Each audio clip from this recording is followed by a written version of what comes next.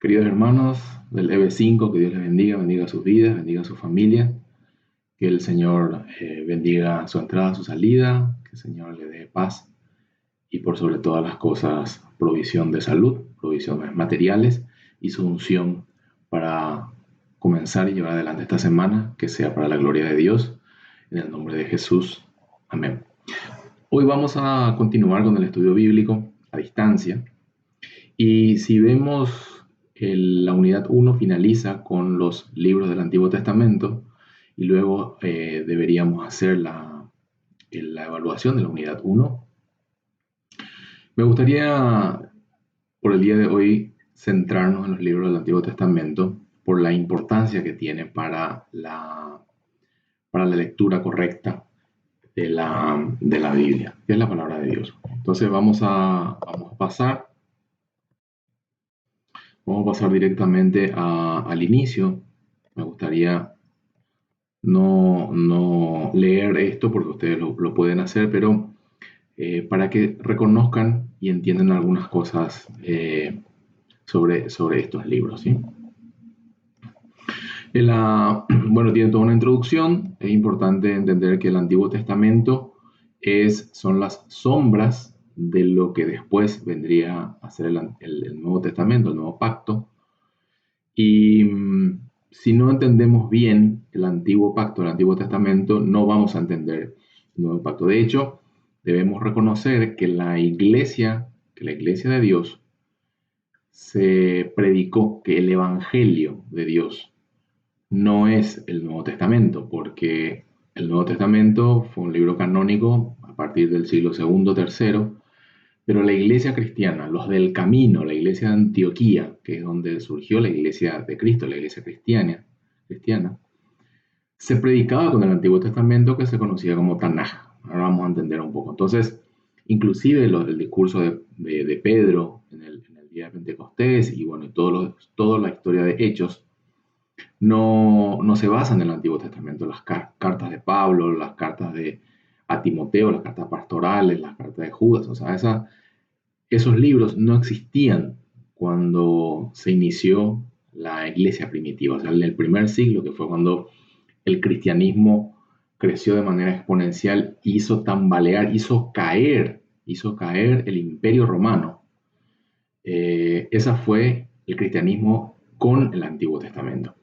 Claramente después el Nuevo Testamento vino a poner un orden y a aclarar ciertos conceptos, pero es importante entender que nuestra vida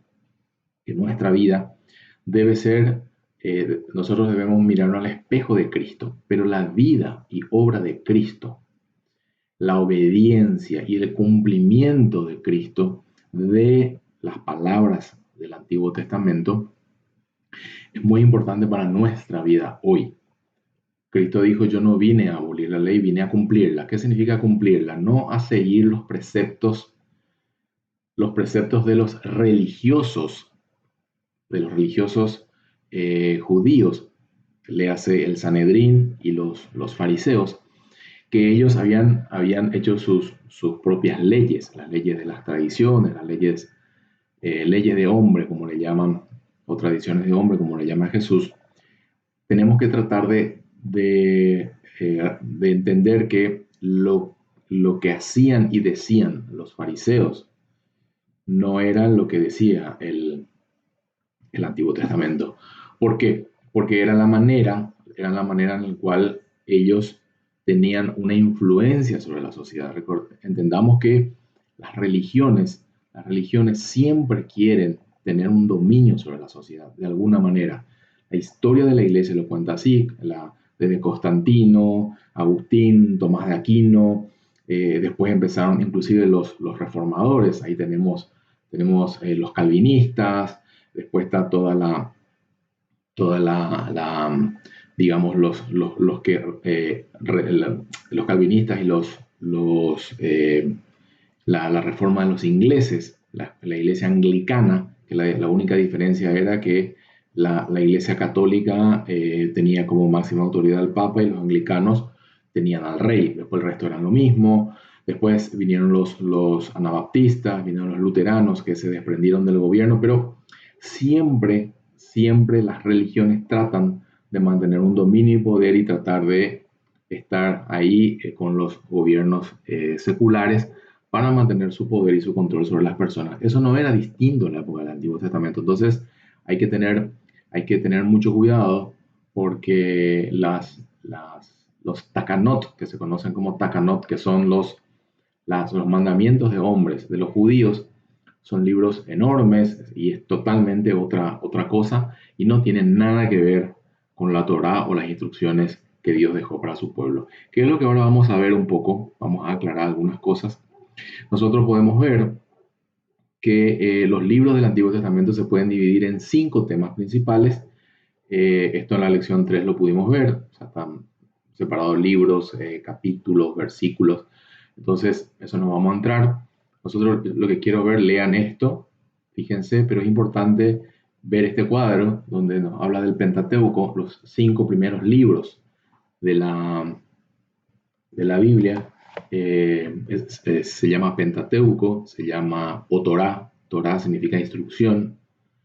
También se le llama ley, pero no la palabra ley para Occidente significa cosas que tenés que hacer o si no, ¿no? Esto es más instrucciones, que es el manual de vida que había dejado Dios para su pueblo. Luego están los libros históricos que cuentan un poco la historia de la vida del pueblo de Dios, Israel. Luego están los libros poéticos, que hablan un poco que es poesía hebrea. Después quiero hablar un poco de este tema. Y después están los profetas mayores y menores, que esta diferenciación es puramente didáctica. Esto no es porque son más importantes o menos importantes, sino que porque son los más largos, ¿no? Los profetas mayores son los más extensos y luego están los profetas menores, que son 12 libros que son muy cortitos, algunos no pasan de 1 o 2 capítulos. Entonces podemos ver también que aquí vemos cuáles son los libros que forman parte de cada una de las divisiones. Vamos a checar un poquito esto para que entren todos. Ahí está.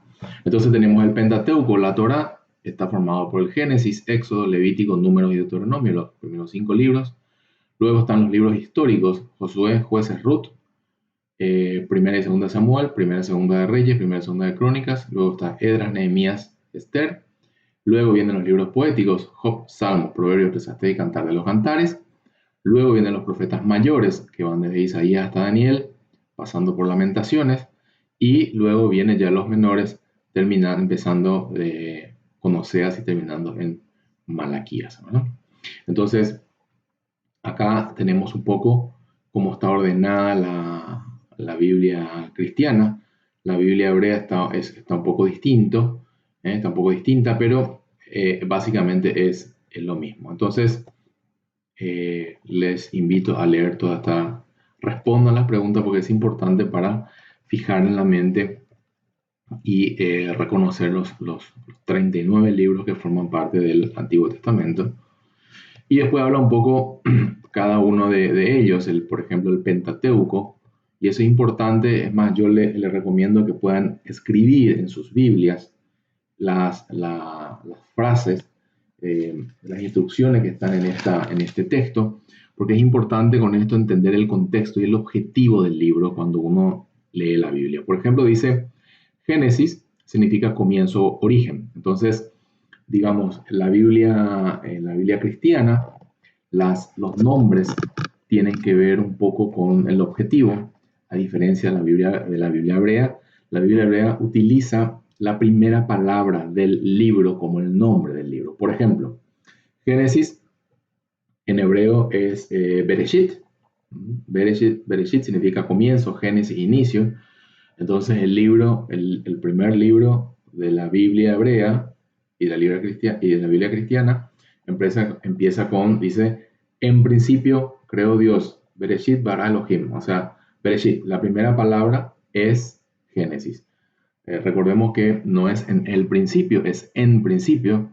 Así que bueno, yo les recomiendo que donde está en las Biblias Génesis, pongan comienzo, origen, historia de la creación, origen del hombre, diluvio, llamamiento a Abraham y también llamamiento de los patriarcas. Eso es un poco el resumen del libro. Luego viene Éxodo, que es salir. Éxodo significa salir, moverse, irse de un lugar a otro. En la Biblia hebrea tiene un nombre diferente. El nombre es Shemot, que significa los nombres. Y así empieza el libro de Éxodo. Dice, estos son los nombres de los hijos de Israel. Entonces empieza así, Shemot, que es el nombre. Cuenta cómo Dios sacó a su pueblo de la esclavitud, abriendo el mar rojo, supliendo sus necesidades, contiene los mandamientos y leyes de la nación. Es importante entender y ver que este es el orden en el cual Dios, a través de su Espíritu, actúa en la vida de sus hijos. Primero los hace nacer, luego los hace salir de la esclavitud del pecado, dándole instrucciones, trabajando con él, lo mete en el desierto. ¿Por qué desierto? Porque desierto, en el desierto no hay provisión, uno debe depender de la provisión de Dios, y también en el desierto no hay ídolos. Entonces, uno tiene que luchar con sus propios ídolos. Acuérdense que el pueblo de Israel, como no había ídolos, se hacían ídolos parecidos a los que habían dejado. Bueno, todo esto tiene que ver con lo que es nuestra vida una vez que nacemos en el Espíritu, ya un nuevo nacimiento que se hizo a través del Señor. ¿Sí? El Señor nos sacó de la esclavitud, nos mete en un desierto, ¿sí? Y luego de ahí y otras cosas llegamos a la tierra prometida. Siempre antes de la tierra prometida hay un desierto. Es importante reconocer y leer así este libro. Luego viene el libro de Levíticos. El libro de Levíticos, que es el centro de la Torá, o sea, el centro de la instrucción de Dios. En hebreo es Vayikra, Vayikra, que significa y llamó Jehová a Moisés y habló con él desde el tabernáculo. Entonces, en Levítico viene el nombre de Leví. Leví es, digamos, la familia, es uno de los hijos de Jacob, que no tiene heredad, sino que está distribuido por todo el reino, porque ellos son tribus de sacerdotes. Son tribus de sacerdotes. Leví, hijo de eh, digamos, de Jacob, y de ahí vienen las tribus de los sacerdotes. ¿Sí? Entonces acá están mucho las instrucciones de los sacerdotes. Acá dice sacerdotes judíos, en realidad es de todos los sacerdotes. Y tengamos en cuenta que nosotros somos llamados a ser sacerdotes de un nuevo pacto. Entonces, todas las instrucciones que están acá están en nosotros recibir esa revelación de qué es lo que prefiguran todas estas instrucciones para nosotros los sacerdotes del nuevo pacto. Luego están los números, ¿sí? Números es ya el libro, números es el número de días en el desierto, pero en el hebreo tenemos Bamikvar, que significa y habló Jehová a Moisés en el desierto. No es Vayikra y llamó, y este es Bamikvar y dijo palabras, eh, Davar es palabra en hebreo, y esto lo dijo, y dio palabra o habló Jehová a Moisés en el desierto de Sinaí. Bueno, es un poco el registro de lo que pasó el pueblo en el desierto. Y luego viene el último libro, que es Deuteronomio, o en hebreo es Devarim. Las Devarim son palabras, y cuando empieza el libro de Deuteronomios, dice justamente, estas son las palabras que habló Moisés a todo Israel. O sea, Deuteronomio acá significa segunda ley, no está bien el nombre es Devarim, que son palabras. Estas son las palabras que habló Moisés a todo Israel, que fue ya el libro donde se resumen toda la ley. Fíjense, todo el Deuteronomio se resume en todo el resto de los libros, y está la despedida de Moisés. Recordemos, ¿no?, que Moisés no entró a la tierra prometida porque el pueblo no siguió sus instrucciones, Y bueno, ahí está la comisión de Josué. Josué era su general, era un discípulo suyo. Y bueno, y a partir de ahí se entra a la tierra prometida y empieza el libro de Josué y se van siguiendo, digamos, todo. Entonces, importante leer esto. Y acá le queda unos resúmenes para unir para relacionarle la columna izquierda y derecha, qué significa cada libro. Libertad de la esclavitud, cuál es. Éxodo, reglas para los sacerdotes judíos. El Levítico, creación del ser humano, Génesis, registro del censo, se habla en números, y la despedida de Moisés, de Deuteronomio. O sea, así vendría a ser un poco. Los primeros 5 de la Biblia se llaman la ley y contienen reglas para el pueblo de Dios, no para los judíos, no para los judíos, es para el pueblo de Dios, para el pueblo elegido de Dios, que fue llamado a ser embajadores, por eso la palabra significa Israel, ser embajadores a los gentiles, ¿no? Ellos no cumplieron, entonces a través de los profetas, principalmente Joel, que habla que en los postreros derramaré mi espíritu a todo hombre. Y también en Oseas habla de aquel que era mi, eh, Bayomer a mí, que significa aquellos que no eran mi pueblo serán llamados mi pueblo. Bueno, que vendría a ser el Israel injertado a través de Jesús. Bueno, después te invito a que lean los objetivos de los otros libros: Samuel, Reyes, el libro de Ruth, el libro de Esdras, el libro de Esther, un libro muy interesante. Lean, fíjense, y bueno, y acá está un resumen que yo les vuelvo a repetir. Escriban ahí en sus Biblias cuál es el objetivo del libro. Por ejemplo, salvó a los hebreos de una matanza. ¿Quién fue? Esther, el libro de Esther, la princesa. Ahí está la historia de Mardoqueo. Bueno, muy interesante este libro, pero su objetivo era ver cómo una persona desde su posición puede salvar el libro, puede salvar al pueblo de Dios. Ok, sigan la lectura, cosas muy interesantes. También habla de los libros poéticos. Los libros poéticos son difíciles de entender porque esta es poesía hebrea. O sea, si no se lee en hebreo es muy difícil de entender por los juegos de palabras, ¿verdad? Pero es interesante, digamos, la historia de Job para ver cómo funciona, que después en Apocalipsis se dice lo mismo, ¿verdad? Se habla del acusador de los hermanos. Entonces, el acusador, que es Satanás, está en el trono, está en el lugar donde está el trono de Dios, acusando, ¿verdad? Y ahí nosotros tenemos abogado, que es Cristo, que, bueno, está hasta llegará un momento en que el acusador será juzgado. Entonces aquí entender un poco eso. Los salmos son himnos de oración. Aquí hay muchos cánticos que se hacían en las fiestas.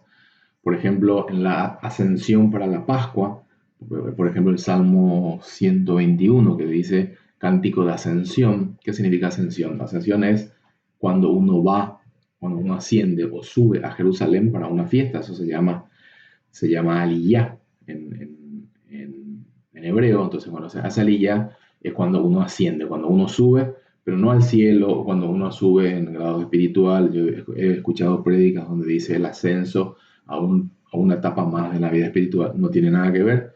Estos son lo que se cantaba cuando la gente, el pueblo, iba para las fiestas del Señor ascendiendo a Jerusalén. ¿Ok? Luego están los libros de Salomón, interesante, está toda la sabiduría, el hombre más sabio, más rico de la historia, Salomón. Luego está Eclesiastés, Testimonio de Salomón. Eclesiastés, un libro durísimo para aquellos que creen que pueden sin Dios. Cantar de los Cantares es un libro espectacular. Esto es para aquellos que creen que el cristiano es aburrido y no gusta del amor y del sexo. Es un libro espectacular donde habla justamente de la historia de Salomón con una mujer, pero uno puede ver de Dios e Israel, o de la iglesia y el Cordero de Dios. Uno puede ir haciendo. Acuérdense que estos son libros interesantes desde el punto de vista profético y desde el punto de vista de tipos, de tipología. Entonces, eh, bueno, muchas veces uno ve palabras que no tienen que ver uno al lado del otro, pero es porque esto está escrito en hebreo y en hebreo sí tiene significado que a su vez tiene otro significado. Pero bueno, vamos a dejarlo ahí. En otro momento hablaremos de esto. Bueno, los profetas, Dios habló a través de los profetas. Primero eran sacerdotes como Samuel y otros, pero después ya empezó a utilizar a otros tipos de personas, no solamente a sacerdotes para empezar a hablar. Bueno, y aquí hay muchísimo para decir de Isaías, de Isaías, Jeremías, Ezequiel, Daniel. Daniel es un libro que habla sobre los últimos tiempos, es un libro que hay que leer junto con Apocalipsis, es muy interesante. Eh, pero bueno, vayan viendo esto y haciéndose una idea resumida como para ir entendiendo el concepto del libro, que es lo primero que tenemos que leer antes de leer cualquier cosa dentro del libro, ¿sí? O sea, yo, si quiero leer el libro de Isaías, ¿m?